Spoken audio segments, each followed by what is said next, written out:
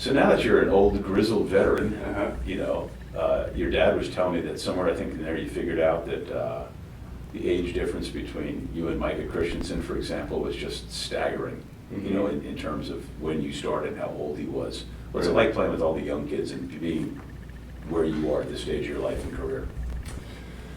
Well, you know, the age gets brought up a lot in interviews, but actually within the team culture, it's kind of a non-issue. You know, we're all adults. It's a generation that has sort of come in all at one time, which is unique. You know, all these guys are around the same age, but they have a lot more years under their belt than I did when I was that age. And so it's an interesting thing, and I think as a whole the generation is pretty determined and aggressive. You know, I think my crew is a little bit more what was it? Extremely hyper competitive would be one way I would describe. You're talking about the group of guys what you came in with, when Yeah, you know, exactly. how many years ago, right? And so, but there was definitely a lot more dwelling on, you know, a lot more emphasis on mistakes. And so it's refreshing to have this whole influx of guys who have been playing since they were 8 years old. You know, Taylor, I think, was 6 or 7 when he started playing because his parents played.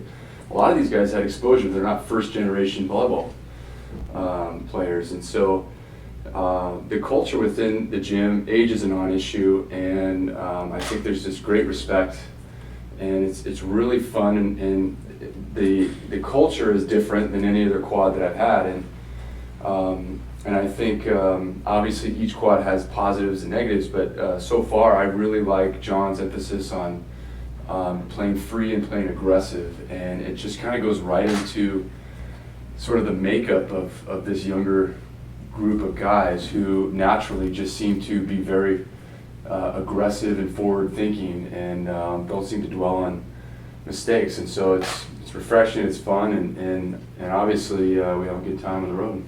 Well, I want the record clear, I wasn't inferring that you were too old or they were too young. Right.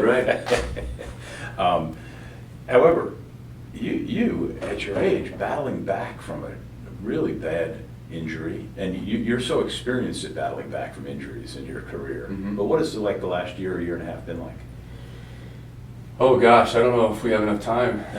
But you know, the last 2 years has been extremely difficult but you know, the process has been,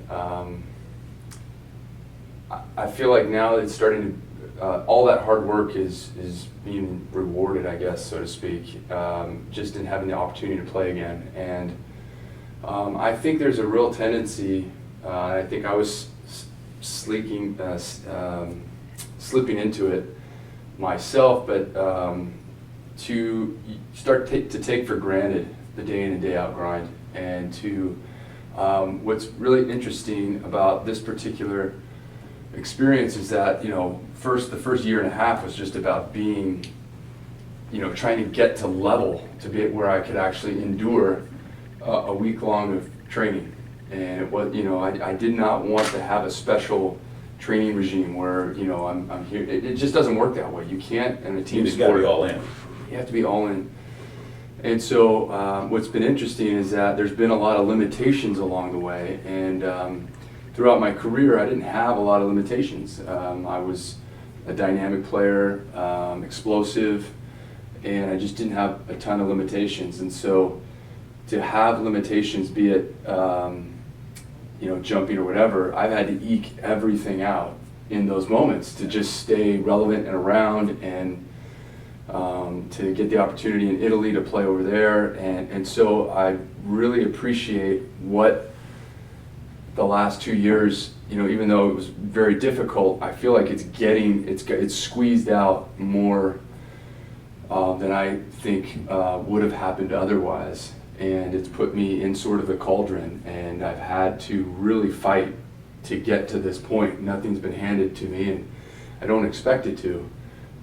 And I wouldn't be as good as I am in this moment, you know, no matter where that is. I wouldn't have I wouldn't be here if, you know, doors were open for me that I didn't have to kind of bang down. And so I'm really appreciative for all of it because Well, it's really good, but having watched video clips of you this winter, and then just having watched you practice, you haven't lost anything. You know, you're obviously as physically fit and as explosive and powerful as anybody could ask for. And so, and let me ask you this about having seen you play a little bit this winter. Having Micah as a teammate, Micah Christensen, who I don't have the historical reference, but I assume will be one of, if not the youngest, setter for a USA Olympic team. What was that like playing with him, and then how does that transfer over now?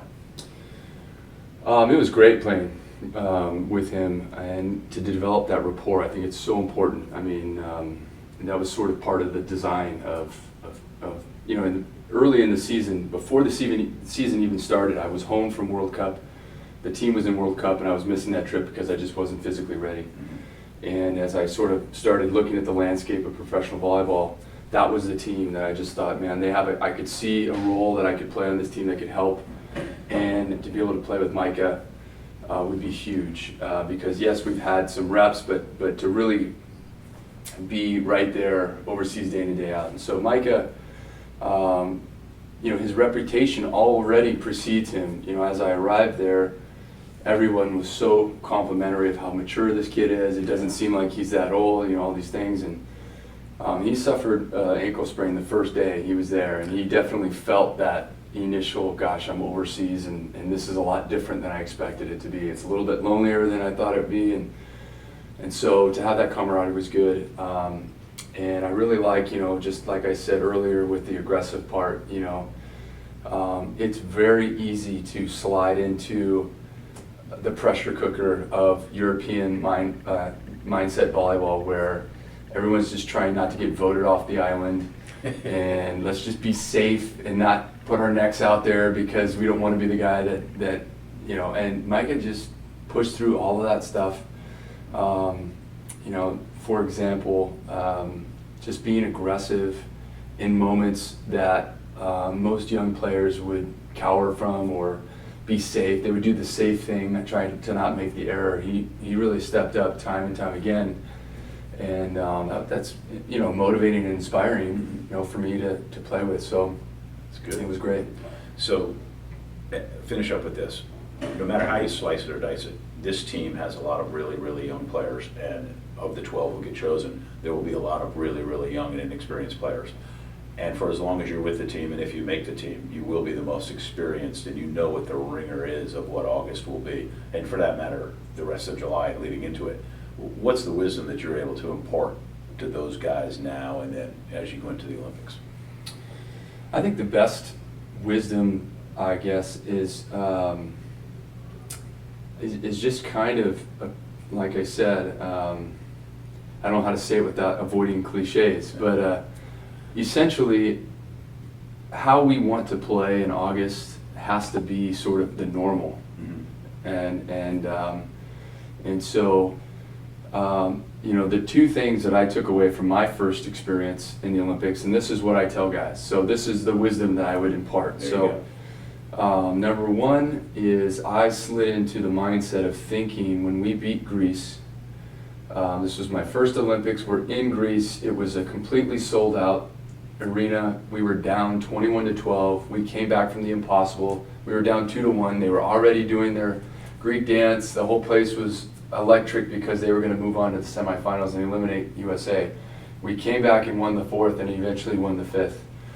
And at that moment, I had this sense of like, wow, this is destiny. This is going to happen for us. And I remember Doug Beal, I didn't think about this till after the fact, had told me, you don't just get to win. You know, so, you know, I think I kind of slipped into that mindset of just like, this is all just going to come to us. This is our moment. And I learned very quickly that there's 12 teams, 144 players that have been dreaming about this moment their whole lives, their whole competitive lives.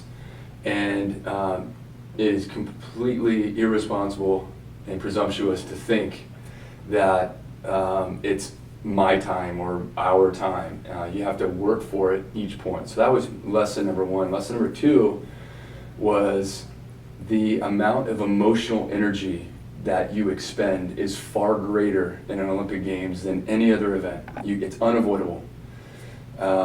Everything's heightened, and so I didn't have the physical base that I needed.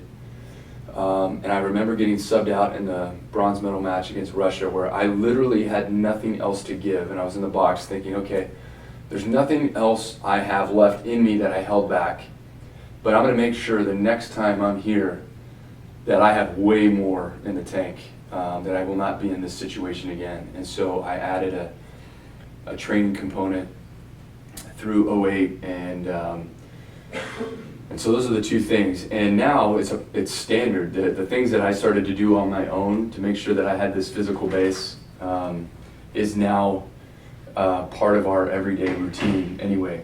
And so, but those two things, I think you're not really ready for the emotional output that you might be even a quiet player normally. But when you get into this tournament, you just feel it. It's just a special thing, and you want to do so well. And so those are the two things.